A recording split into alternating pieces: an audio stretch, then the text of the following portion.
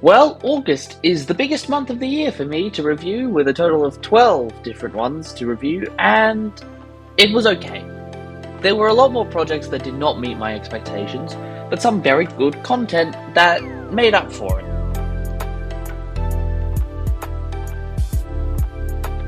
This went back and forth for me. On the one hand, it had some great moments of tense horror and brilliant filmography, if that's the right word, but it all ended up getting resolved rather quickly.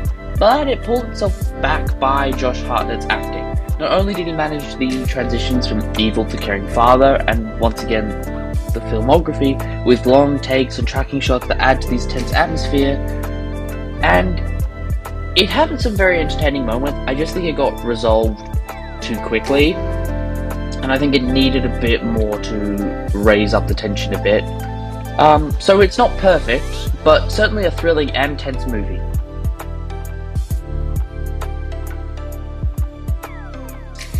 I mean, Claptrap was funny, but probably because it was Jack Black.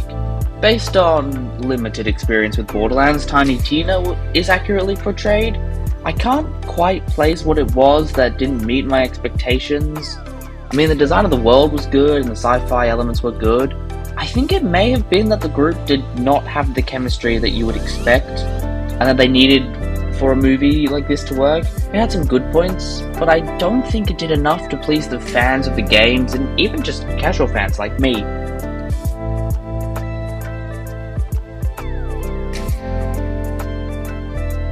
Well, I thought Despicable Me 4 was the definition of fine. This takes that title now. The concept was intriguing, but the concept cannot be the only interesting thing in a movie. There has to be more, and it had all the generic family movie traits, including the villain getting the powers at the end, the same powers at the end. I mean, it was a nice family movie, but I'm not sure they quite got the source material right, and it just kind of fell off. It was a weird concept anyway, and a weird way to adapt a book.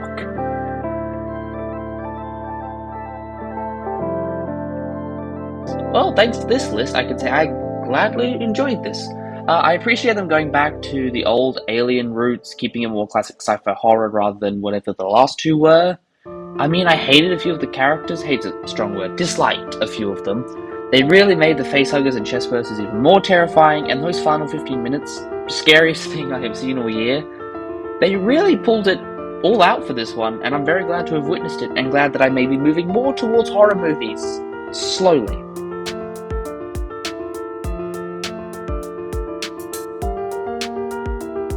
An anime about the Terminators in Japan? Alright, they really made everything about this terrifying. Timothy Olyphant's Terminator is cold and unnerving, Gogoro is equally as terrifying, and the dark story they've created is brutal and terrifying. And this show does something I don't think the Terminator franchise has done before, and really blur the lines between the evil of mankind and the machines, and it serves to really make the story equally as brutal and destructive. I mean, there are people in this who tried to kill a child because they have a robot housemaid. I mean, come on, that is just brutally dark writing, and I'm so in. Give me 10 seasons of this show right now.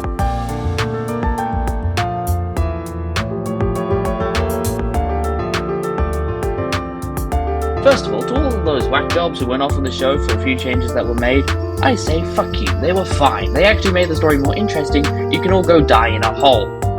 Second, this show is great.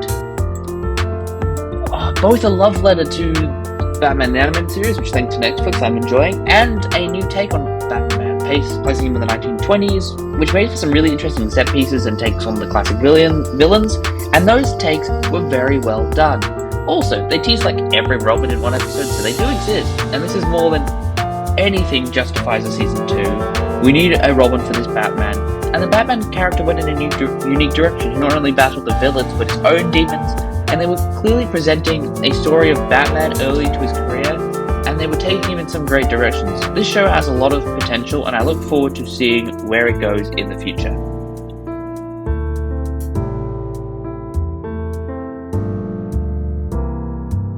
Oh, look! 2 Bill Skarsgård action movies in 1 year. Boy Kills World is better. The Crow is dark, gothic horror with violent and brutal action scenes with a good message about love and how far you will go, and another terrific villain performance by Danny Huston. that was really all it was. It didn't feel like it got anywhere until the character died and then he was able to turn into the Crow. It was certainly violent and the action scenes were good and well designed. It just needed something else. This isn't the kind of movie you can just casually enjoy. There are stakes involved, so there needs to be more in this movie to make it worth watching.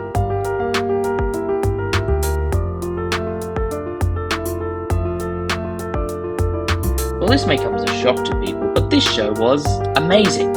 I mean, the design alone was truly unique, embracing the whole comic book drawn by kids look that really gives it life and energy. The episodes focusing on each of the brothers really gave them each more personality than they had in the movie, and the villains were unique, though Bishop seemed to 180 way too quickly too many times. I think one was enough, and it needed more. It did feel like two seasons smushed into one with two different stories, but both were very good and did enough to build on the world and the characters. Also, Danny Trejo is in this. They really gave him all the money for this show.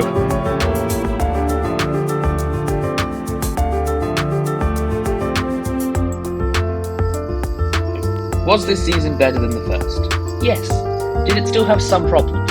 Yes. Did I enjoy it? Yes. Numenor was made a little more interesting with the civil unrest storyline. The show has a lot of expectations of what it needs to do and what it is expected to do, and this season answered many questions, and it did raise a few more, as second seasons tend to do. But it is struggling a little to meet those expectations that it has, but I enjoyed it, and it did a lot right, and I hope a potential season 3 can improve even further on what is a potentially great show.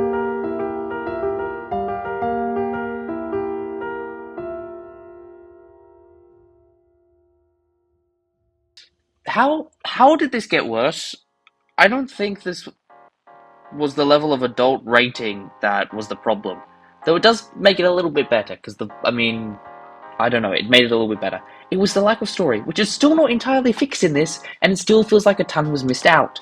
I still believe that had this been a series, it would have done much better, because then we could have had more time to build on everything hinted at here. Also, Zach, you really do have an aesthetic, and also stop making these. This also applies to part 2, where the action and final battle being expanded was better, but it still fell flat. I just needed more to show how these characters began to gel together, and their friendship and bonds. I needed them to have more than just the cardboard cutouts they were meant to be. Jimmy is still the best character though, even more in this version.